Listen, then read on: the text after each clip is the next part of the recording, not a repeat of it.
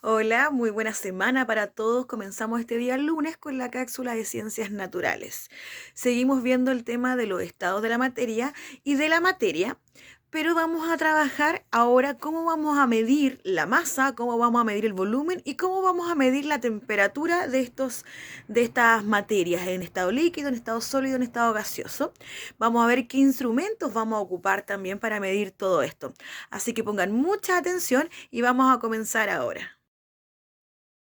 ¿Qué aprenderás en esta nueva cápsula de ciencias naturales? Vamos a aprender a conocer los instrumentos que nos permiten calcular la masa, el volumen y la temperatura de un cuerpo, a medir y registrar masa, volumen y temperatura utilizando instrumentos adecuados.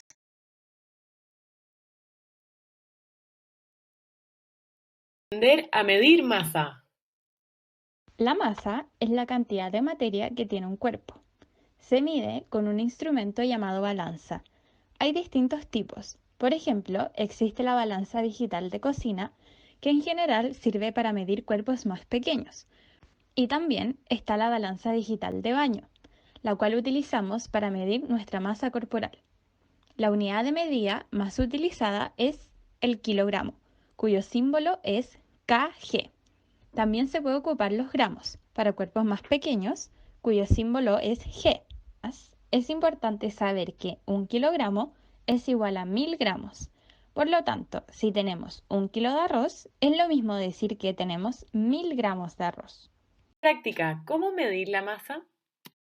Por un lado, para medir la masa de un sólido compacto, como una manzana, colocamos este directamente sobre el plato de la balanza, ajustada en cero, y se observa cuánto marca la escala.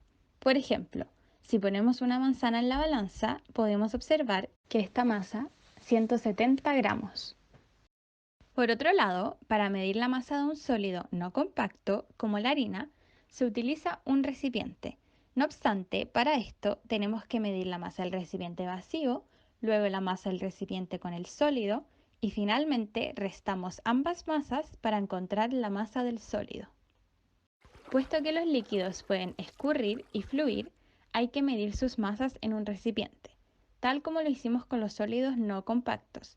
Se debe medir primero la masa del recipiente vacío y luego la masa del recipiente con el líquido, y restamos ambas masas.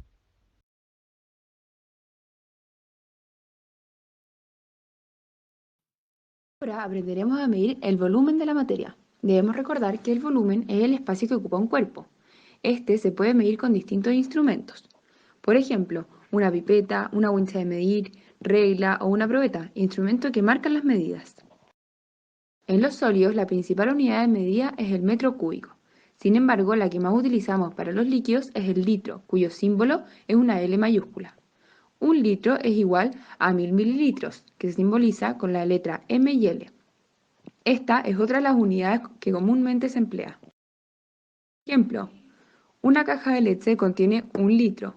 Los bidones grandes de agua contienen más de 1 litro, casi siempre 5.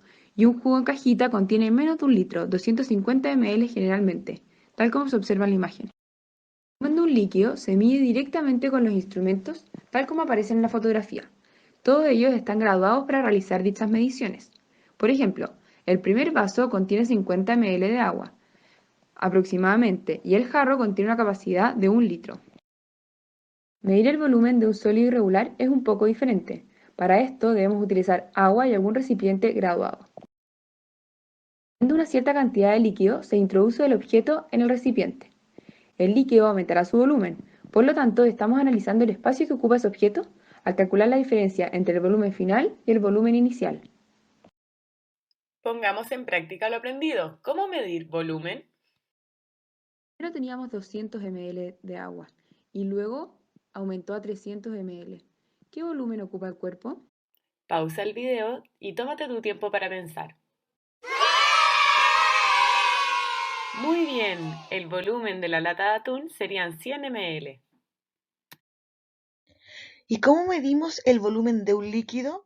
Los líquidos tienen un volumen constante. Para determinarlo se debe vaciar el líquido en el interior de un instrumento que permita medir el espacio que ocupa en él. Luego se debe observar el nivel que alcanza dentro de este instrumento.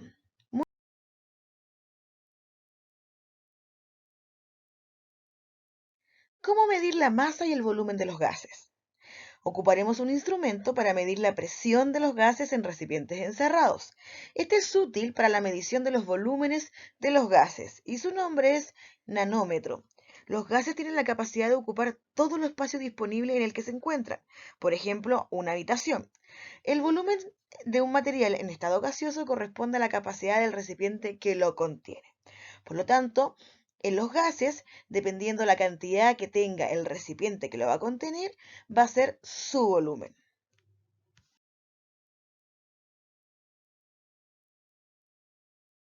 Temperatura. La temperatura es una magnitud que entrega información sobre el movimiento de las partículas que conforman un cuerpo. Así, mientras mayor sea el movimiento de las partículas, mayor será su temperatura. Una manera de entender esto es analizar el movimiento de las manos cuando tenemos frío. ¿Te funciona esto para que tus manos entren en calor? Al mover las manos y refregarlas una contra la otra, generamos calor o aumento de temperatura, y así pasamos el frío. Al igual que las manos, las partículas a más movimiento significa mayor temperatura. Para medir la temperatura, se utiliza un instrumento llamado termómetro, como el que seguramente te han puesto bajo el brazo para medir tu temperatura y saber si tienes fiebre. ¿Dónde más has visto este instrumento?